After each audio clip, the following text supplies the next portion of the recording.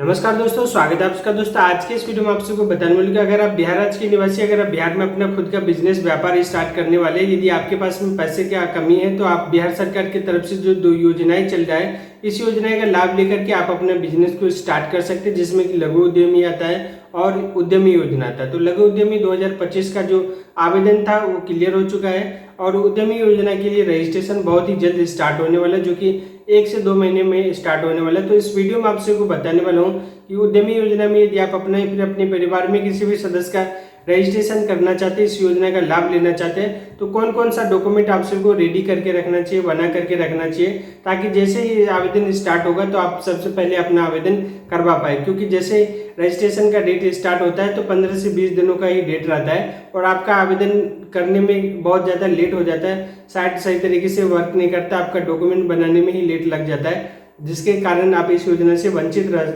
जाते हैं। इस वीडियो में आप सबको पूरे डिटेल्स में जानकारी देने वाला हूँ कि यदि आप उद्यमी योजना में रजिस्ट्रेशन करवाना चाहते हैं तो कौन कौन सा डॉक्यूमेंट आपको तैयार करके रखना चाहिए, ताकि जैसे ही आवेदन स्टार्ट हो आप अपना आवेदन करवा सके या फिर अपने परिवार में सभी सदस्य को आवेदन करवा सके। तो इस पूरे वीडियो को अंत तक देखिएगा। मेरा नाम है सुरेश कुमार और आप देख रहे हैं डिजिटल समाधान।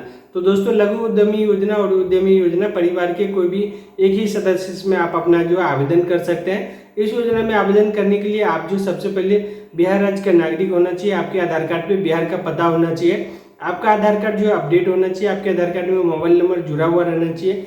उसके बाद सेकेंडरी जो डॉक्यूमेंट आपका लगेगा, जिसमें कि आपका आवासीय, आय और जाति, ये तीनों करंट ईयर का ही लगेगा। जैसे अभी 2025 चल रहा है तो 2025 का ही लगेगा, ऐसा नहीं कि 2024 में आप बनवाए थे वो आपका इसमें काम नहीं करने वाला है। तो करंट ईयर का ही आपका जो ये तीनों सर्टिफिकेट लगेगा।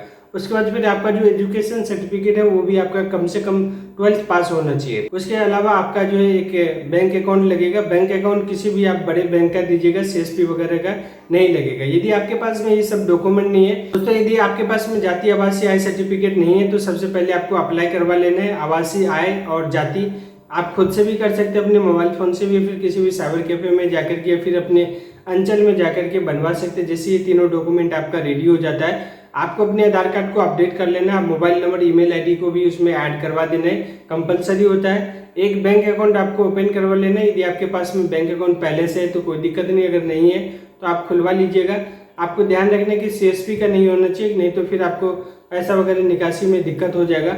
और अगर आप लघु उद्यमी योजना में लाभ लेते हैं तो लघु उद्यमी योजना में जो आपका कोई भी बैंक रहेगा तो उसमें आपका काम चल जाएगा। हालांकि वहाँ पे जो है करंट अकाउंट ओपन करवाने का जरूरत नहीं पड़ता, लेकिन अगर आप उद्यमी योजना में अगर आप रजिस्ट्रेशन करवाइएगा तो आपको करंट अकाउंट खुलवाना पड़ेगा, जो कि बाद में खुलवाने का जरूरत पड़ता है। जैसे आपका सिलेक्शन हो जाता है तब जाकर के आपका जो करंट अकाउंट ओपन करवाने का जरूरत पड़ता है। और करंट अकाउंट ओपन करवाने में आपका जो है जो जीएसटी का पेपर बनवा करके देना पड़ेगा, या फिर बहुत सारे बैंक में जो उद्योग सर्टिफिकेट जो एक होता है उद्योग रजिस्ट्रेशन, उसमें आप अपना रजिस्ट्रेशन करवा करके उसमें जो सर्टिफिकेट जनरेट होगा उस सर्टिफिकेट से भी आप अपना करंट अकाउंट अपने फर्म के नाम से ओपन करवा सकते हैं।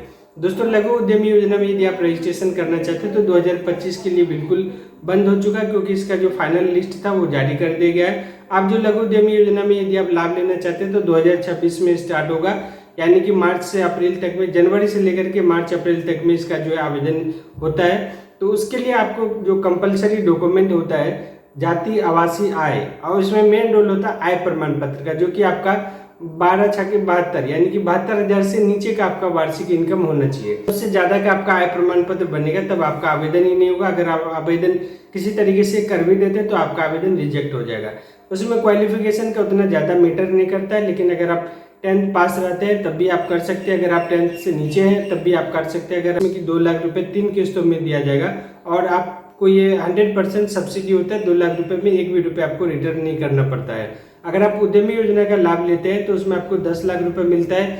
10 लाख में 5 लाख माफ हो जाता है और 5 लाख आप जो है आसान 84 किस्तों में जमा कर सकते हैं। हालांकि सभी बिजनेस के लिए अभी 10 लाख रुपए नहीं दिया जाता है, किसी किसी में 5 लाख, किसी में 7 लाख, किसी में 8 लाख, इसी तरीके से पैसे दिया जाता है।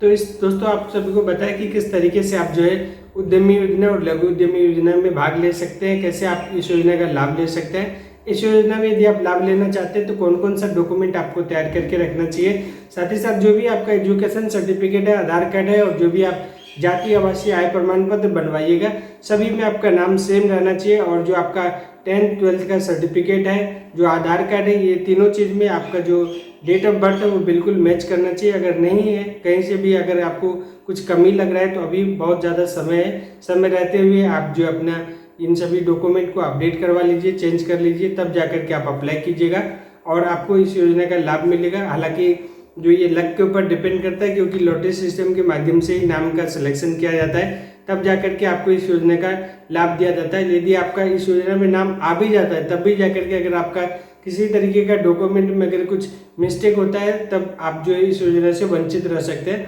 साथ ही साथ जब भी आप आवेदन कीजिएगा तो आवेदन करने से पहले आपको जो सोच विचार लेना है कि कौन सा काम के लिए आप आवेदन कीजिएगा। जिस काम में आपको इंटरेस्ट होगा वही काम के लिए आप आवेदन कीजिएगा, तो ज़्यादा सहूलियत होगा आपके लिए, क्योंकि जैसे आपको इस योजना का लाभ मिलेगा तो आप अपने काम को आगे बढ़ा सकते हैं। किसी दूसरे काम में दे दीजिएगा, उसके बारे में आपको कुछ भी पता नहीं रहेगा तो फिर आपके लिए दिक्कतों का सामना करना पड़ेगा। दोनों योजना जो है ये राज्य सरकार की तरफ से है और मैक्सिमम राज्यों में अलग अलग नाम से इस योजना का लाभ दिया जाता है। अगर आपका इस योजना में सिलेक्शन नहीं हो पाता तो सेंट्रल गवर्नमेंट की तरफ से भी 2 योजना चलाया जा रहा है, जिसमें कि एक PMAFME है, जो कि देश के किसी भी राज्य से अगर आप आते हैं इस योजना का लाभ लेकर के आप अपना खुद का बिजनेस व्यापार स्टार्ट कर सकते हैं। इस योजना का लाभ लेने के लिए आप सभी को अपने बैंक में जाना है। बैंक में जाकर के आपको बोलना है कि हम ये काम करना चाहते हैं और PMEGP योजना के अंतर्गत काम करना चाहते हैं। उसके बाद फिर उद्योग ऑफिस में भी जाकर के बात करना है। दोनों जगह अगर एग्री हो जाते तब जाकर के आप अप्लाई कीजिएगा। आप बैंक वाले को जो भी काम बताइएगा, जो भी टारगेट होगा, जितना का उनको लगेगा कि इनका हम इतना पैसा दे सकते हैं, उस हिसाब से आपको पैसा दिया जाएगा और उसमें भी आपको 35% तक का जो है सब्सिडी मिलता है। साथ ही साथ दोस्तों, यदि आप खाने पीने वाले सेक्टर में अगर आप इंटरेस्टेड हैं, उस सेक्टर में अगर आप अपना खुद का काम करना चाहते हैं, तो आप सभी को बताना चाहता हूँ कि एक योजना है जिसका नाम है PMFME। आप इस योजना के अंतर्गत भी आप अपना जो रजिस्ट्रेशन करवा सकते हैं और इस योजना का लाभ लेकर के आप अपना खुद का बिजनेस व्यापार स्टार्ट कर सकते हैं। इसमें भी आपको अप टू 35% तक का जो है सब्सिडी मिलता है। PMEGP, PMFME दोनों योजना में यदि आप एजुकेशन की बात करिएगा तो कम से कम आपका जो है नॉर्मल एजुकेशन रहेगा, जैसे 8, 7, 8 ये भी रहेगा, तब भी आप जाकर के आप आवेदन कर सकते हैं। आपको किसी भी तरीके का दिक्कत नहीं होगा।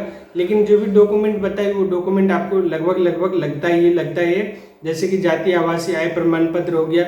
उसके बाद फिर जैसे आधार कार्ड आपका अपडेट रहना चाहिए। यदि आप इन सभी चीज़ों को अपडेट करके रखते हैं तो जैसे ही आवेदन स्टार्ट होता है तो आप आवेदन कीजिएगा और आप इस योजना का लाभ ले सकते हैं। साथ ही साथ आप सबको बताना चाहता हूँ कि PMEGP और PMFME जो है ये हमेशा चलते रहता है, कभी भी इसका लास्ट डेट नहीं होता है। बस आपको बैंक में जाकर के बैंकर को तैयार करना है, जैसे वो तैयार हो जाता है आप अप्लाई कीजिएगा और आपको इस योजना का लाभ मिल जाएगा। और जो भी राज्य सरकार की तरफ से योजना चलाया जाता है, लघु उद्यमी योजना, इन सभी का जो है डेट निर्धारित किया जाता है कि कब से अप्लाई होगा। जानना चाहते हैं कि कब से इसका रजिस्ट्रेशन होगा, कैसे आप जान सकते हैं, तो इस सभी को जानने के लिए आप सबको अपने मोबाइल फोन या फिर कंप्यूटर में गूगल क्रोम में आना है, बिहार उद्यमी लिख करके सर्च करना है। जो पहला लिंक आएगा इसी के ऊपर में आपको क्लिक कर देना है। बिहार उद्यमी योजना का जो ऑफिशियल वेबसाइट है, इसी जगह से उद्यमी और लघु उद्यमी दोनों का रजिस्ट्रेशन होता है। जितना भी काम होता है, चाहे आपको अपडेट करना है, लिस्ट में नाम देखना है, सब कुछ आपको यहीं से पता चलेगा। कब से स्टार्ट होगा आवेदन, सब कुछ इसी जगह से आप देख सकते हो। तो यहाँ पे लॉगिन इन पंजीकरण वाला जो ऑप्शन दिखाई दे रहा है, इसके ऊपर में क्लिक कीजिएगा और यहाँ पे जो आपको दिखाई दे रहा है ऊपर वाला, ये उद्यमी योजना के लिए और नीचे वाला जो है लघु उद्यमी योजना के बारे में दिया हुआ है। यहाँ पे भी और डिटेल्स में यहाँ पे जानकारी पाने के लिए इस ऑप्शन के ऊपर में क्लिक कीजिएगा। तो जैसे आप यहाँ पे क्लिक कीजिएगा, थोड़ा सा आप सबको इंतजार करना पड़ेगा। अब यहाँ पे आप देख पा रहे हैं कि परियोजना दिया हुआ है, परियोजना के ऊपर में क्लिक कीजिएगा। कौन कौन सा काम है वो आप देख सकते हैं। उसके बाद फिर यहाँ पे संसाधन के ऊपर में क्लिक कीजिएगा, तो किस तरीके से ट्रेनिंग वगैरह होता है वो भी आपको देखने को मिलेगा। तो यहाँ पे नीचे में टोल फ्री नंबर भी रहता है, जिस पे आप बात भी कर सकते हैं। ईमेल आईडी भी दिया हुआ, इस पर भी आप मेल वगैरह कर सकते हैं। या फिर और भी ज़्यादा अपडेट रहना चाहते हैं तो उद्योग ऑफिस जो वहाँ से आपको संपर्क में रखना है। और आपको जो जब भी आवेदन स्टार्ट होगा तो वैसे न्यूज़पेपर में पता चल जाता है, सोशल मीडिया से भी आपको जानकारी दिया जाता है। उम्मीद करता हूँ आप सबको मैं सही तरीके से जानकारी दे पाई कि उद्यमी योजना, लघु उद्यमी योजना, PMEGP, PMFME में आप किस तरीके से इस योजना का लाभ ले सकते हैं। यदि ये वीडियो आपसे कोई काम कर लगे तो वीडियो को लाइक करके चैनल को जरूर सब्सक्राइब कर लीजिए।